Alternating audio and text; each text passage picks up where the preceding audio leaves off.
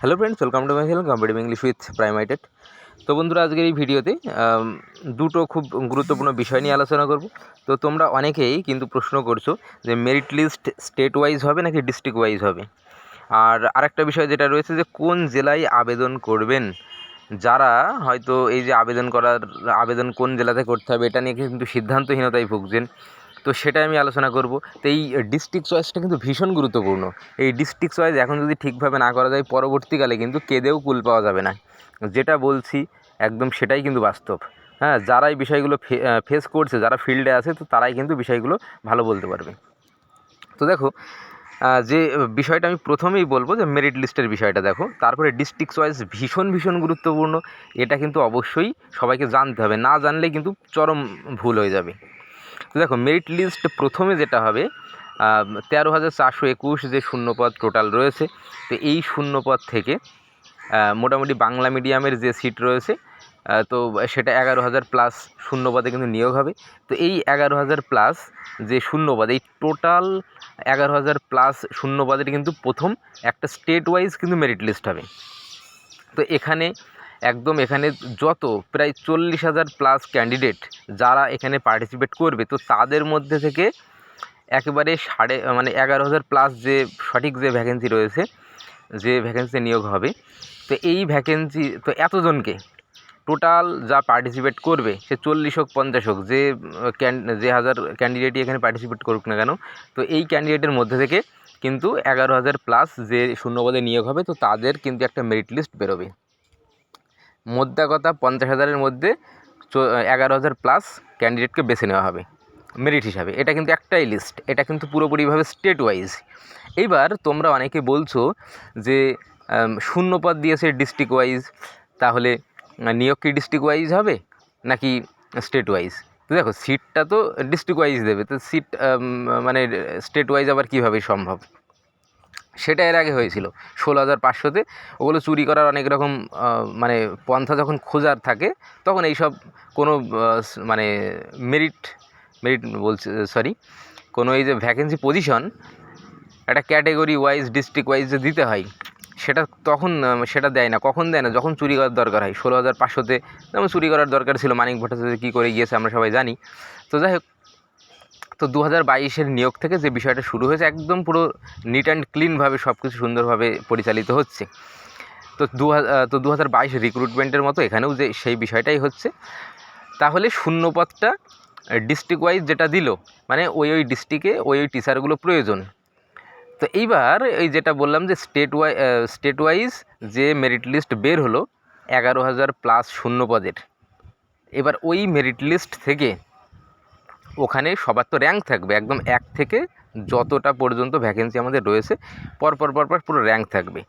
এইবার সেই র্যাঙ্ক অনুযায়ী যেই জেলাতে আবেদন করেছে, সেই জেলাতে সে কত র্যাঙ্ক করলো, বোঝা গেল? তাহলে সেই জেলাতে সে কত র্যাঙ্ক করলো, এবার সেই জেলার ভ্যাকেন্সি অনুযায়ী ইউআর হতে পারে, মানে নন এক্সেমটেড ক্যাটাগরিতে UR, OBC, AB, SC, ST যা আছে, এছাড়া এক্সেমটেড ক্যাটাগরিতে মানে ইসিতে ইউআর আছে, ওবিসি, এবি যা আছে, এসসি, এসটি।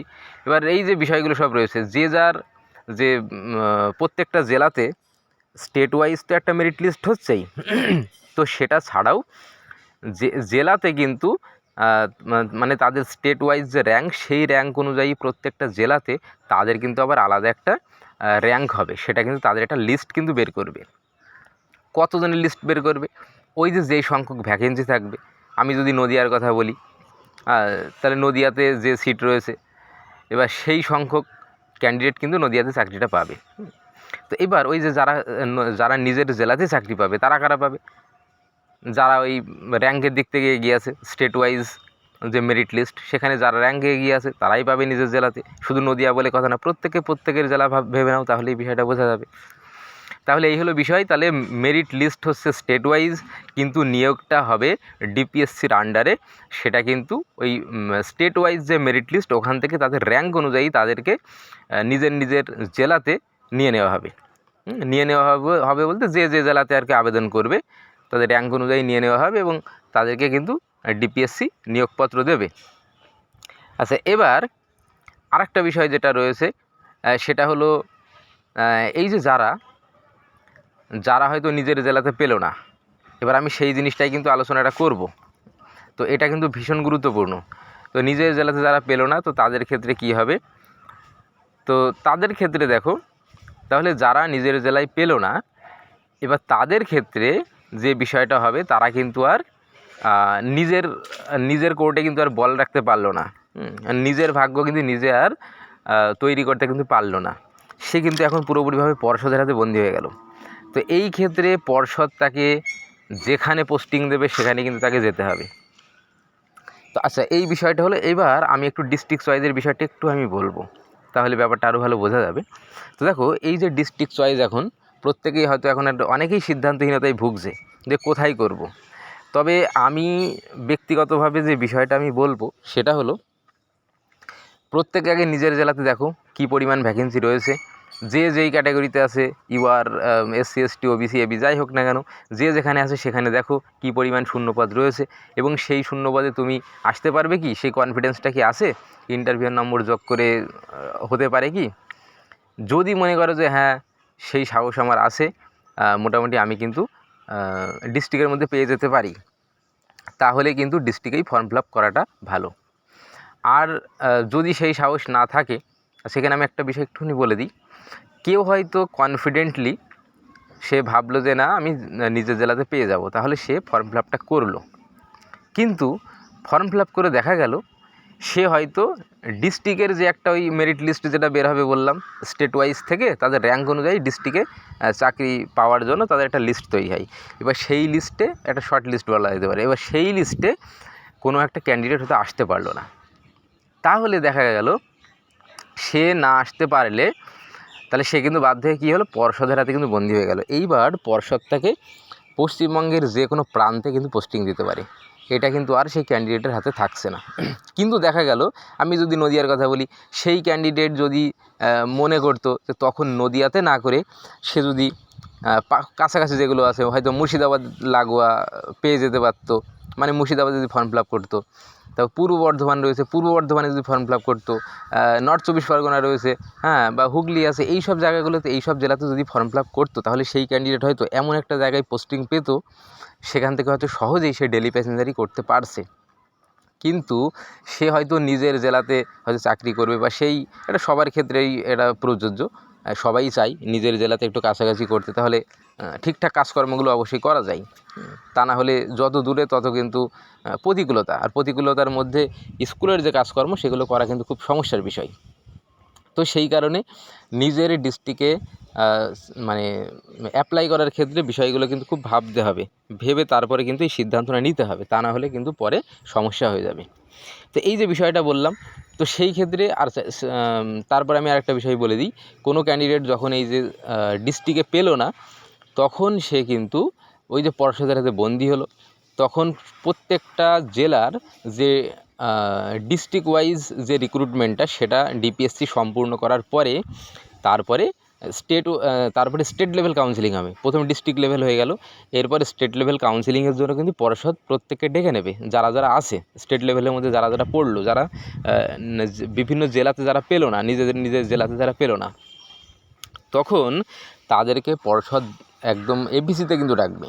তো এপিসিতে গিয়ে ডাকার পরে যেই যেই জায়গাগুলোতে ভ্যাকেন্সি ফাঁকা আছে, তো দেখো প্রত্যেকটা জেলাতেই তো আগে ওই যে যারা মানে ডিস্ট্রিক্ট যে লিস্ট, সেখানে যারা যারা সিলেক্ট হয়েছে তারা তো সবাই নিয়েই নেবে ভালো ভালো কাছের জায়গাগুলো। এইবার দূরের জায়গাগুলো বিশেষ করে দেখো, কাছাকাছি খুব একটা ভ্যাকেন্সি থাকে না, দূরের জায়গাগুলো, বিশেষ করে নর্থ বেঙ্গলের দিকে টিচার কম যেতে চায়, হ্যাঁ, ওই সব জায়গাগুলো কিন্তু ফাঁকা থাকে। তো এবার ওই সব জায়গাগুলোতে কিন্তু পর্ষদ পাঠাবে।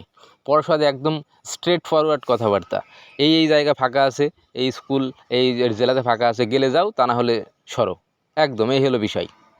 তো এমন একটা বিষয় কিন্তু দেখা যায়। তো তারপরে তোমাকে বাধ্য হয়ে তখন কিন্তু সেই স্কুলগুলো নিতে হবে, অনেক দূরে হলেও প্রতিকূলতা পার করে কিন্তু তোমাকে ওই স্কুলগুলো নিতে হবে। নর্থ বেঙ্গলে এমন অনেকেই রয়েছে, তাদের সঙ্গে কথাবার্তা হয়, গতকালও কথা হয়েছে, খুবই দুঃখজনক বিষয়।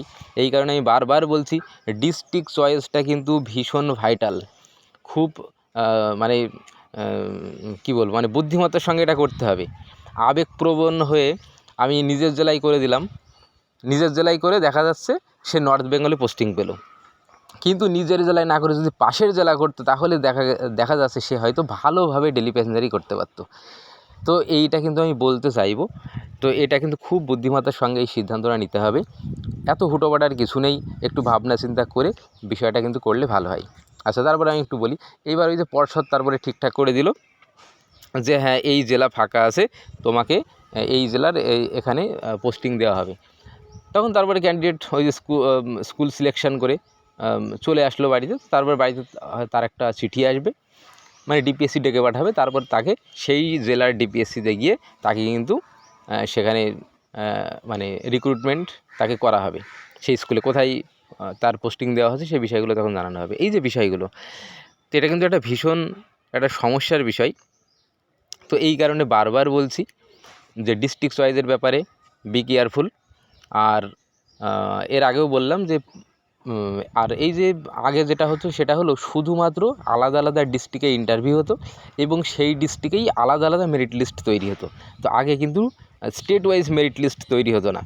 তো স্টেট ওয়াইজ মেরিট লিস্ট তৈরি করার ফলে যে সুবিধাটা হচ্ছে সেটা হলো যোগ্য ক্যান্ডিডেট কিন্তু একটাও বাদ যাবে না। যারা যোগ্য তারা কিন্তু স্থান পাবেই মেরিট লিস্টে। এইবার মেরিট লিস্টে স্থান পাবে, হতে পারে তার পোস্টিং হয়তো দূরে হচ্ছে, তবে কোনো যোগ্য ক্যান্ডিডেট বাদ যাবে না। কিন্তু 2017 যে নিয়োগ হয়েছিল, মানে 2014 টেট পাসদের থেকে যে নিয়োগ হয়েছিল, সেখানে কিন্তু হয়েছিল হলো ডিস্ট্রিক্ট লেভেল মেরিট লিস্ট। তো এর ফলে যে সমস্যাটা হয় যে মেধাবী, হ্যাঁ, যে মেরিটোরিয়াস যে ক্যান্ডিডেট, তো তারা কিন্তু বঞ্চিত হয়। তো দেখ, এটা স্টেট লেভেল যে মেরিট লিস্ট এখন হয় এটাতে কিন্তু বা যা সত্যি মেরিটোরিয়াস, তো তারা কিন্তু কোনোভাবে বঞ্চিত হয় না। হ্যাঁ, হতে পারে হয়তো একটু ভুল সিদ্ধান্তের জন্য তাদের মানে ডিস্ট্রিক্ট চুজটা হয়তো ঠিকঠাক না হওয়ার কারণে তাদের পোস্টিংটা হয়তো দূরে হয়ে যায়, তবে যারা যোগ্য তারা কিন্তু বঞ্চিত হয় না। একটা খুব ভালো বিষয় হয়েছে।